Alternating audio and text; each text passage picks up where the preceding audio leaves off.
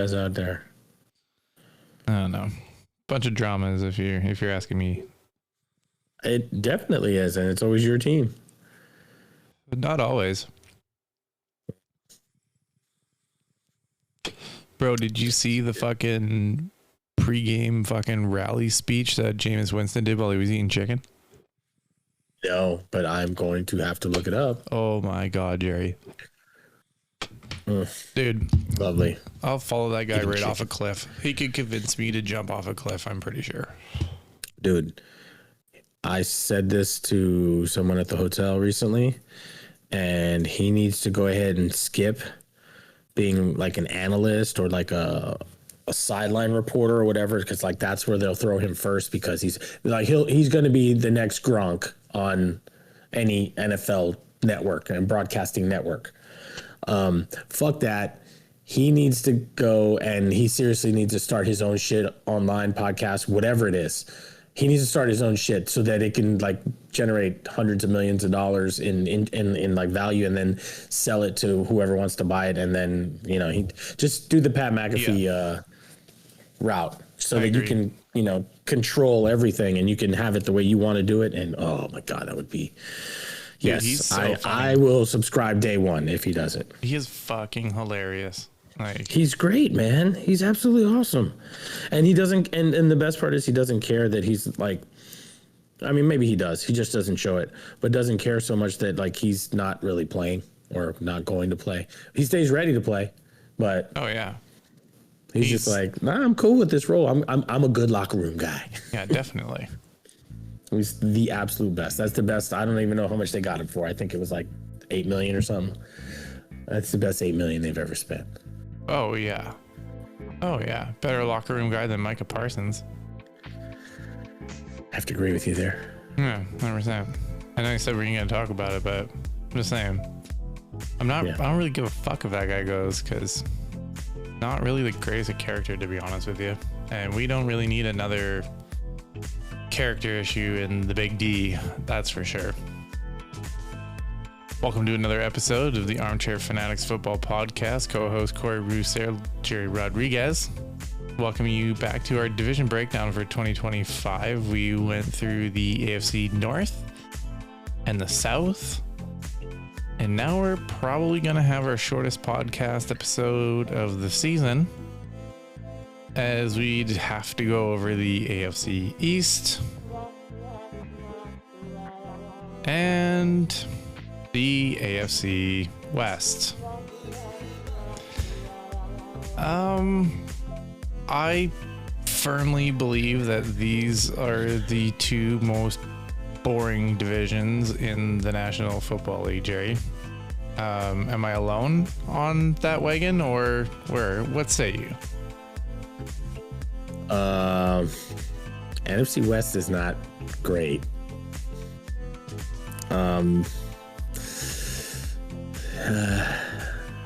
Maybe, definitely AFC East is not. I mean, NFC West is great because they're all garbage. Like, all those teams are garbage this year. I think that makes it a garbage division then. That's not really worth spending a lot of time talking about then. If it's competitive, it's good. Like the North is pretty competitive. The South is it's still competitive. The West, there's definitely nobody winning that division except the Chiefs. And the East, there's nobody winning the division except the Bills. There's no way that both those teams are not winning both those divisions. It's highly unlikely that someone dethrones them. I think it's more likely that the Chiefs do not win the division than the Bills do not win the division. Yeah, I think there's more competition out in the West. Three of those, yeah, I could see one of the three of those kind of fucking shit up. The other three don't you have an ascending team. In the East. You have an ascending team. You have a team that, okay, are they going to make a jump in year two of this coaching regime? And then you got the last team who's got an old retread. So, we'll see. All right, well, we might as well do our proper segment break here.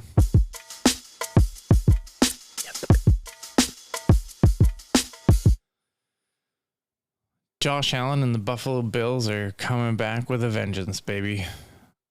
Another year, just probably one of the worst circumstances to lose a fucking game ever. That was a bad first down call. It's so bad that they had to go to this stupid, weird, like, tracking system thing, which is fucking... What are your thoughts on that thing? We haven't actually talked about that. What is your response to yet again another rule changed because the Buffalo Bills are whiners? To give me thoughts on the first down thing. So I've only seen it in use once, and I only stumbled upon it while channel surfing, and that there happened to be a football game on, and they were showing the point of the football, like this graphic of the point of the football that was across the yellow portion, thus making it a first down or whatever it was. Yeah. I think the idea is great. I think it is a excellent way to avoid human error with the whole ball placement and where the refs actually place the ball. I think it's going to go through some shit, and it's going to take some getting used to. And like anything new, there's going to be some growing pains. But I think the idea behind it and its purpose and what it's intended to be used for is a good idea. Yeah, it's very similar to the instant replay for soccer when they have their kind of Hawkeye thing. Yeah, the VAR. So that's just kind of the interesting thing, not old technology by any stretch. It's just interesting to see that application. I'm, definitely on the side with the diehards and just saying, hey, there's something pretty fucking legit about watching the chain gang fucking run across the field and, the fucking referee getting to move the fuck out of the way and getting the chain set and then fucking bam, checking to see where the spot is. And in was it Sterator's case, fucking ripping out a fucking piece of paper or whatever the fuck. I think that was Sterator who did that. Yeah, he might have. Yeah, the drama, man. The drama of the first down is a little bit gone right now, I guess. I mean, maybe we'll start getting it on the screen type of thing, but I don't know. There's something cool about the chain gang coming out there, and I appreciated that a lot. I get where you're coming from with that, but I honestly, I could care less. If it's going to speed up the game, though, too, like if it's going to speed up from the sense of not wasted time trying to, we gotta keep looking at it. We gotta, lessening the review process, I guess. Then to me, that's a huge plus. Because I'm sick and tired of all the delays when they're, Well, the only thing that instant replay has taught me that it doesn't mean that they're necessarily going to get it right. So right. I've seen lots of times on replay and they still don't make the right call, which is absolutely 100%. Fucking mind-boggling to me. But anyways, back to the AFC East. The Bills had a point differential of positive 157 last year. Jerry, do you know where the next team is on that list and what their net points for the year is? I'm going to guess. I'm going to say it was the Baltimore Ravens. Within the division. Within the division. Oh, in the division. Oh, yeah. Good call on the Ravens, though. They were tied, by the way. They were tied. 157 net. Good God. I'm just looking at something here really quick. I'm going to go ahead and say it was the Dolphins. Yes, sir. Do you know what the net points are? Net, I'm going to say it's a 120 point difference. It is way more than that. The Dolphins last year scored net point minus 19. So the next team that was closest to the Bills in their division was 176 points away. Jesus. Yeah. The Bills are 8-0 at home. Clearly defining because they were 5-4 on the road. Super interesting. But yeah, that is how insane that division is. There is no other point differential that's bigger than that in any division in the entire league last year. So kind of wild. That's why I think, there's just no way in fucking hell the Bills are just going to all of a sudden slip 176 points over to anybody. Like, the Dolphins are a mess this year, my guy. They're a fucking mess this year. When I was looking into this is scary. Like, I'll simply give you numbers really fast. So the Bills scored 30.9 points a game. They gave up 21.6. Since we're talking about the Dolphins, I will only refer to them. They scored 20.1 points a game, and they gave up 21.4 a game. Yeah. That's like, I don't even want to give you the other teams because they're upside down as well. So it's just like dog shit. What the Patriots are a 7-point difference, meaning 7 points more given up than scored, and the Jets were about 4 points difference giving up versus scored. So, it's bananas. Mostert does not play for the Miami Dolphins anymore. We got Jalen Wright, who's the backup there. That's a huge thing. One of the coolest things that I think could happen if Tua Tagovailoa can stay healthy this year is he's got the streaker Nick Westbrook-Akine as the number 3 receiver over there in Miami now, behind Tyreek Hill and Jalen Waddle. I think it's super interesting. So I'm again big on Nick Westbrook-Akine this year is wide receiver 3 or 4. If you see him down in your draft there, it's a fantastic fill to put in. And Darren Waller is apparently the tight end for them this year. I don't know if you saw that happen a month or two ago. I'm super confused about that. Thoughts on the Dolphins there and their kind of roster construction? They're going to be not good again.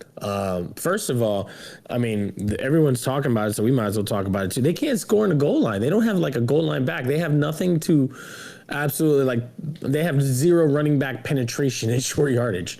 Because they're sure as hell not going to right. They're sure as hell not going to tush push with Tua, because then he's going to his head's going to fall off. So you can't do that. Mm-hmm. Achane, outside, he can get between tackles, but he's more of a bounce on the outside kind of guy. Speedster, great receiver. And then, like you said, Jalen Wright, but he tried God knows how many times. And they went out and got Alexander Madison, and then he hurt his neck and he's out. He's done, done for the year. Hopefully he makes a full recovery. You hate to see anybody get injured like that. They did go get Gordon, though, who's like the long in the tooth veteran back, so he might be the goal line back, but really, that's who you're gonna short yardage is gonna be a real problem for them. It's gonna be a super huge problem for them. This team is, from a fantasy aspect, it's going to be very difficult to find anyone past Devon Achane to be anyone that's really worth pursuing. And even still, I honestly, I don't want anything from this team whatsoever. I've had Tyreek for 2 or 3 years. Do you want more to do with the Miami Dolphins than the New York Jets?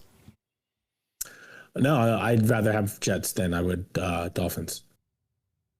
I actually like the Jets. I think they're going to be just like the Chicago Bears in the sense of their 2 coordinators, the Lions coordinators that departed from the Lions, Aaron Glenn in this case going to the Jets, and Ben Johnson going to the Bears. I think they're going to want to implement the same type of offense. Because, think about it, dude. They went and they could have gotten any freaking quarterback they wanted. They purposely chose Justin Fields. By no means am I trying to praise Justin Fields right now, but he's an RPO guy. That means they're going to run the shit out of the ball. Why wouldn't Breece Hall be a good pickup this year? I think he's getting slept on. He's a great pass catching back. Every fucking pundit I've heard so far is just absolutely on Braylon Allen's. You know what? Right, and what if Braylon Allen turns out to be the Thunder to the Breece Hall Lightning? Because Breece Hall is clearly the fast back, the breakaway speed. Breece Hall's been known to he can break the fuck away. He's gone. Sure. If you give him some space, he's out. You see ya.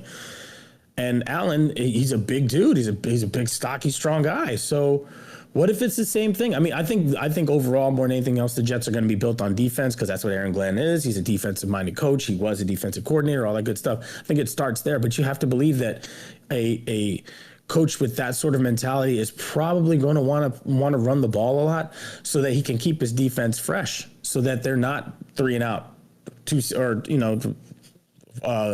first down and out afterward.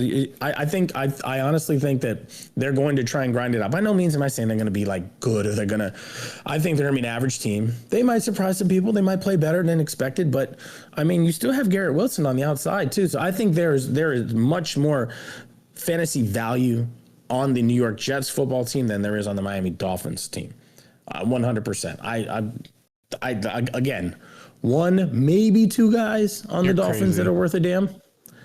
I see much more on the Jets that as far as fantasy value than I see coming out of. I'm not taking anybody out of here.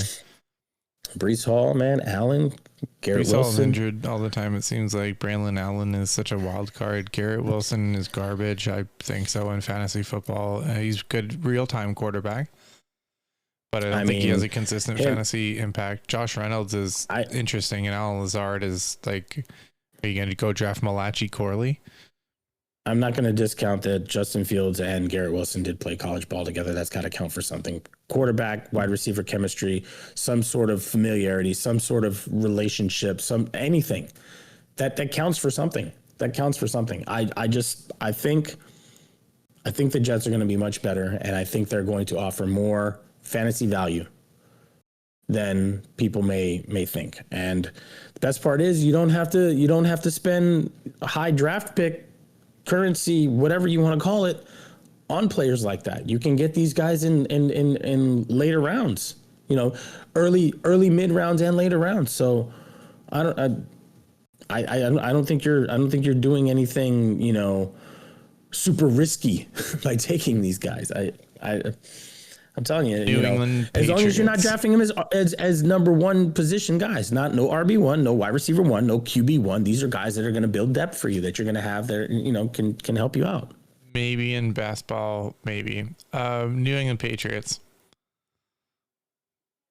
Ramondre Stevenson. What is the deal here? We got Trayvon Henderson, who's supposed to be something, but I got Ramondre in best ball because I think he's still going to pop off. I think he might be the vulture fucking running back here. 100%. And he's still under contract. They paid him money. They want him, like, he's still getting money from these people. They just signed him to that extension last year. TreVeyon Henderson's going to be great. He may end up being the RB1 eventually, but from what I understand, they want to kind of use him all over the place. We already saw it in the preseason. He was running back a kickoff return, which he ran back for a touchdown. So I think he's going to be utilized in a lot of different ways, but I think the clear RB1 is Ramondre Stevenson until an injury or simply just performance changes that. And there's absolutely nothing telling us or anything that says that TreVeyon Henderson can't go and win this job. So I just think that if he is, it's not going to happen until later in the season, but he's a valuable asset. Ramondre, like you just said, I think in deeper leagues, in super flex leagues, for a QB2, if you're going to take a guy later on, Drake May is very interesting. He's very, very interesting. Best ball if you need a guy to kind of stream later in the season, to play that bye week, depending on the matchup. If you can figure out the matchup, you never know, man. Corey does not support this opinion. They spent a shit ton of money on that offensive line. Stephon Diggs, say what you want about him. He's still Stephon Diggs. Smoking meth. Do you got anything else for the AFC East that's groundbreaking? That was fucking gnarly. The Bills are going to win it again. I mean, we haven't even talked about what's going on that team. The one clear thing is Allen. That's what else is there? What else is James there? Cook is a fucking monster. So he's going to score 18 touchdowns again? I'd probably see him doing like 15 again. You think he's going to get 15? Now that's fucking crazier than anything I just said. No, definitely not. They fucking love to feed him the ball. And I mean, they got a clear fucking win there. I mean, I think the one thing that I'll say about the running game in Buffalo is that Ray Davis is not getting talked about all of a sudden, which is fucking weird. I've seen him in all the drafts just hanging out at the end. Did anybody forget what that fucking dude can do? So I think that there's also, I mean, Davis is pretty fast in his own right as well. But I mean, this is a pretty good running back combination. And they showed us just a little bit of their, a little bit more James Cook last year. Ray Davis is getting his feet wet. And I think those two are going to absolutely fucking blast off and give Josh Allen a little bit of a break. Because they really didn't do James Cook. You better draft Ray Davis. They didn't do anything at all. To really solve their wide receiver issue. They still got Khalil Shakir leading the room. They got Keon Coleman, Joshua Palmer, Elijah Moore, and Curtis Samuel. So they still, I thought that they had, I guess they don't have salary cap room because they're just like, yeah. And again, they have a questionable defense as always. So that would be pretty interesting. I mean, they did get Joey Bosa, so we'll have to see how he does over there in Buffalo. But yeah, I think it's just, I'm taking their both running backs and Josh Allen. I got Josh Allen as a keeper in one league, so and I've been in the final. I've been in the final both times in that one. So yeah, I'm off on James Cook. I don't want anything to do with that. The year after Mostert 2 years ago scored 20 something touchdowns. What did he do? Nothing. So it's just really, and it just doesn't happen back-to-back years with guys like that, especially, after he's just gotten paid, it just sets up perfectly. And I'm not trying to jinx him, but it just sets up perfectly for this guy to miss some time. I think Ray Davis is the diamond in the rough there. I'm not trying to diss James Cook. As I said earlier, if you are in the James Cook business and you want that, just protect yourself and go get Ray Davis, pick him up somewhere in there, because I think it's absolutely necessary. They do have a great offensive line, and they are set up for the run, so it's all there. But I think it's mainly Josh Allen more than anything else who's going to benefit the most. I mean, the guy's an animal. He's 1 or 1A quarterback, which between him and Lamar, whatever your choice is, pick your poison. You're not wrong either way. AFC West time.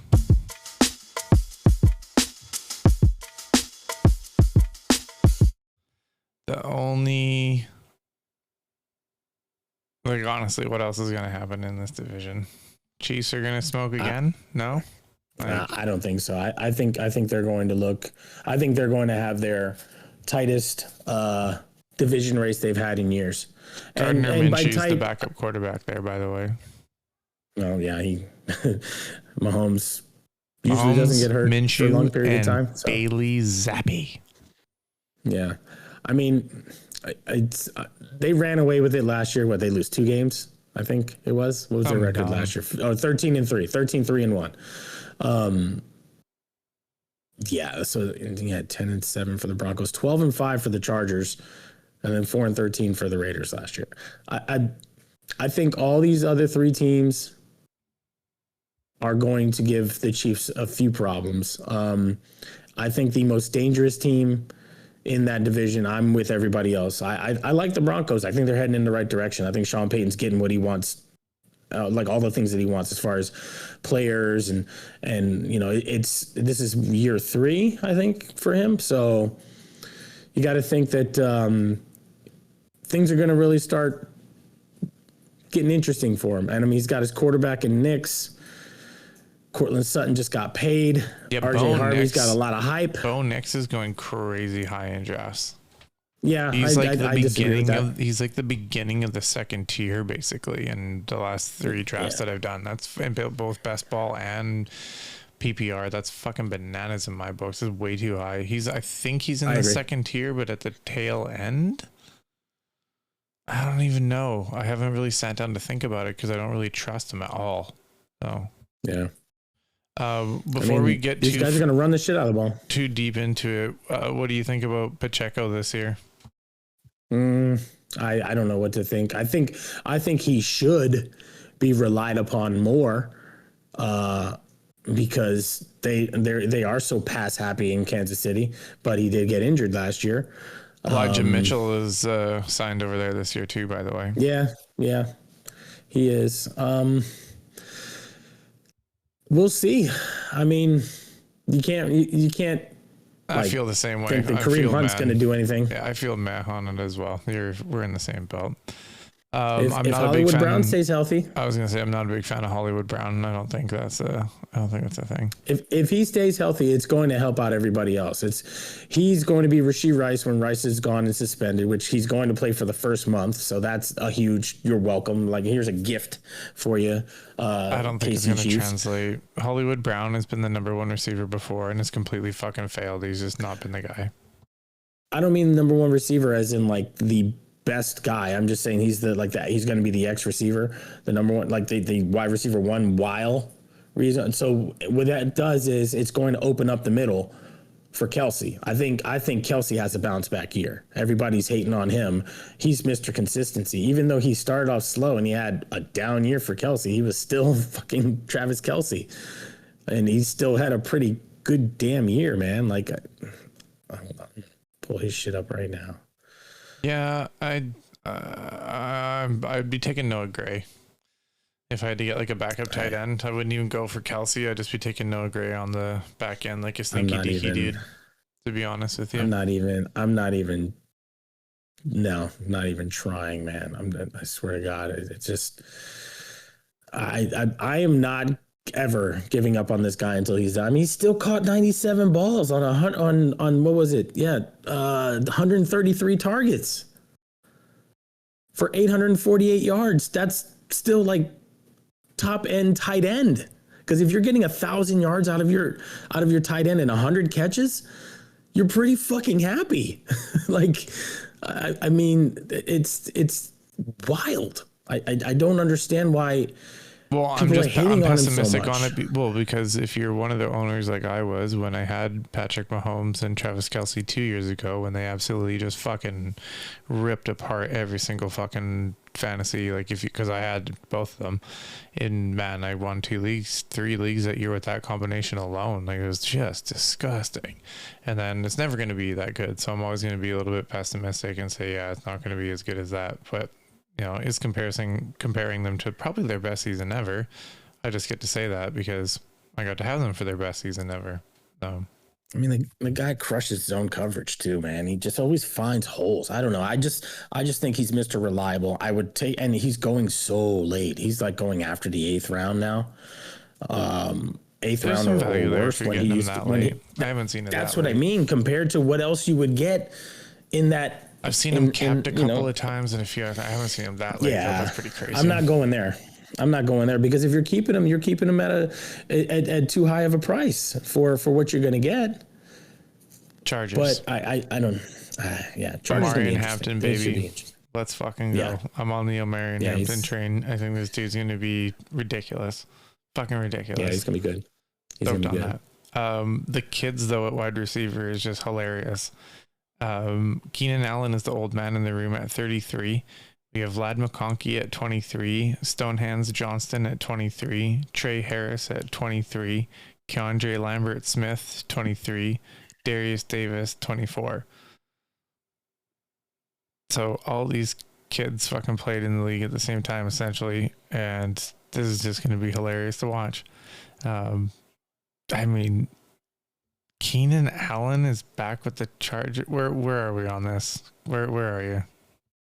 He's gonna just be out there. He's the veteran in the locker room. You just said how young this wide receiving core is, so it's like, why wouldn't you bring him back? He's been there. He was there for 10 plus years or something like that.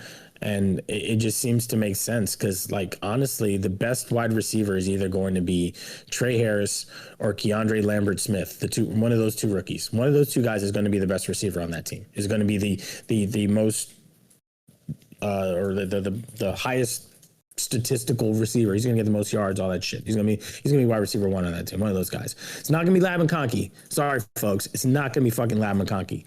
Lab McConkey's going to do what Lab McConkey does. He's going to be slashing and doing this and that. And he's going to be moving chains, and that's great. But I think one of those other two guys, and they're, definitely worth a late best ball pick for sure. Because there's going to be weeks where they're going to blow up. Because that Herbert's got the arm and he can get it down the damn field. But it is also Harbaugh coaching, and they're going to run the hell out of the ball. Run. They're going to build from the inside out. So Naheem Hines on that team, he hasn't played in like 2 years, but he could turn out to be pretty helpful because I just what's his name? Shot his eye out, kid. Najee Harris. Najee. I can't fuck with him, man. I just can't. I mean, he's gonna vulture and he's gonna do some things. But remember our sweetheart last year, Kamani Vidal, nowhere to be found. Bro, like that ship has sailed. Gong show, man. You know, honestly. So this team is going to be really, really interesting. They are probably the biggest question mark as far as, you know, boom or bust, how high, how low their floor is. They'll be interesting to watch. And I'll watch as much of them as I can because out of all the West Coast teams, I always have liked them the most. It's the Powder Blues, baby. And the old song, San Diego Superchargers. That was our shit. 100%. So, I mean, but it's going to be rough for them, though, because week 1, open up with the Chiefs, then the Raiders, then the Broncos, then the Giants. So, like, Giants... I mean, it is in New York, too, so that one, you never know. You never know. But to start with 3 divisional opponents right out the gate, that's... man. Let's move to Denver. RJ Harvey and J.K. Dobbins. Everyone is talking about RJ Harvey. He's going way too high for my liking. And therefore is providing some pretty good value for J.K. Dobbins down the path. So I'm a big advocate of where J.K. Dobbins is going right now. We've already talked about Bo Nix, so we're just going to leave that one alone. Cortland Sutton is just Cortland Sutton. He's probably going to have a serviceable year, if not better than serviceable. So Consistent. I really do like Cortland Sutton a lot. I think he's going to do well. So I totally support the drafting of those folks. The running game again is just super strange. They absolutely love veterans over there in Denver. So we'll have to see what Sean Payton does about this. But, you know, RJ Harvey, I mean, there's a lot of hype around him, man. What do you think? I wish I could give some good personal advice, like knowledge, like personal knowledge. This kid went to UCF right up the street. I know nothing about him except for what I've heard. And he's a bruising back. He's strong. He's got all the things that, you know, that Sean Payton loves. And didn't they say that about Audric Estime last year? So it makes me wonder. J.K. Dobbins is fantastic. I mean, as long as the knee holds up, you know, good for him for having a good season last year. Huge question mark. Evan Ingram's on this team. You know how back in the day, Peyton liked using the tight end. He did in New Orleans with what's his nuts. Yeah, but he'll throw it to everybody though. He never throws it to like one guy unless it's crazy like Jimmy Graham. Other than that, he kind of like spreads it around. Jimmy to everybody. Graham, that's what's so. Devon Vele's still there. He had some flashy. He flashed a few times last year. So let's see how he is in year 2. You know, Marvin Mims is going to be, you know, that deep threat. He's going to have, he's probably a good best ball guy. He's going to have 1 or 2 games this year where you're just like, holy shit, this guy. And then everybody's going to be frantic wanting to go pick him up because he's going to have just slate busting games and stuff like that. But, I mean, they're going to be pretty good. They're going to be pretty good. And I mean, their defense is still solid. I mean, you still have, oh God, I can't think of anybody's name today. I'm so fried. I've been 2 days in a row of golf. Will do that to you. Sertan, that's who it is. Still got Sertan, who's considered one of the best corners in all of football. So that defense is pretty good, man. They're gonna show up. Sean Payton's got something going on in Denver. They're probably the team everybody thinks can dethrone KC the most, like probably the highest odds to do it. But you know, you got to do it. That's what's important. Yeah, fucking 100%. I just, you know, yeah, I think Denver's going to be all right. I'm not picking anybody else I didn't talk about. I'm more interested in the running backs in the Las Vegas Raiders. Raheem Mostert is backing up Ashton Genty and I think that is an absolute fire combination in the National Football League at this point. Raheem Mostert is definitely going to provide that kind of like, I think it's like a, I know he's a little bit older, but it's kind of like the David Montgomery and Jahmyr Gibbs combination that we're looking at here. Gianti's obviously the faster back and a little bit more slash and dash, and Mostert does have that, but he's a bigger dude, so he is going to just absolutely run through people at the goal line. I like this combination. Geno Smith is always a wild card, though, especially with the strange wide receiving core that he has. Jacoby Myers being his number one wide receiver. I mean, arguably Brock Bowers is, but after that, it's super thin. Jack Beck, Trey Tucker. Boy, that's going to be super interesting for the quarterback position. But I really like this running back combination, though, Jerry. This seems to be again one of the better ones in the National Football League. Pete Carroll, man, he ran the ball when he was winning in Super Bowl contention up in Seattle with beast mode. He's going to try and do the same damn thing here. What I'm most interested in, to be honest with you, with this Raiders team is how Carroll turns around the defense, because he's a defensive minded coach. He likes good defense. He had the Legion of Boom. So how do they try and duplicate that? How do they try to emulate that same sort of scheme? And that, does he have the personnel? I mean, you have an older Jamal Adams on this team. You still got Mad Max, who's all pro every single year. You got to think that maybe he's going to come in with a little more attitude and a little more fire under his ass, because, that Antonio Pierce experiment clearly didn't work. They didn't like it. Everything I've heard so far, Max Crosby loves Carroll, and he just got paid too. He kind of started the domino effect of these pass rushers getting into that around $40 million mark. I think that's the biggest question mark, because Geno Smith, he's not gangbusters. He hasn't been anybody's favorite quarterback, at least not on this show, but he's been efficient the last couple of years, man, or last 3-4 years. He's been good enough. I don't recall exactly where he's finished, and you clearly want him to finish in the top 12. I mean, he's probably finished outside of that, but no, he's definitely better than what they've had. Number 7 last year or the year before that, because I remember it surprised me too. He was in the top 10, and I was like, holy fuck. He had a couple of games there that padded the stats there for him. I got a little something here. He was 4th in passing yards with 4,320, 13 in touchdowns with 21. That's just I had a little quick window up of like his rankings on that. But I mean, we'll see. Again, it is an absolute upgrade from Gardner Minshew and Aiden O'Connell last year. So the Raiders, I don't think they can do, I mean, they can, but I don't think they can do any worse than 4-13 last year. I think they do that or better.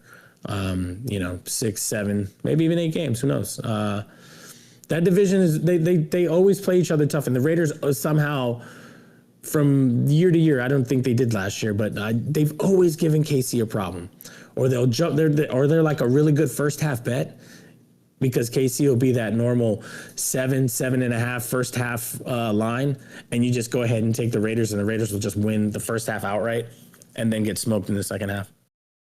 It just seems like it happens all the time. Chiefs are just going to absolutely rain fire on this division. It just doesn't matter. See, I don't know. Some fantasy value happening in here. So we took the time to cover it. But other than that, I think it's just going to be it's going to be crazy. Jerry, come on.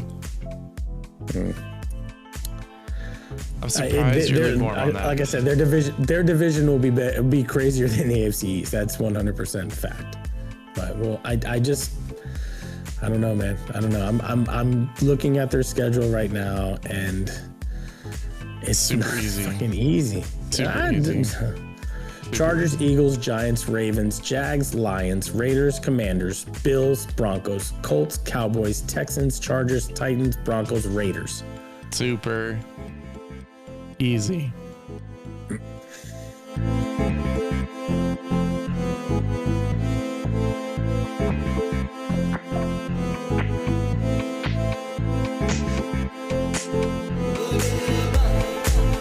Bye.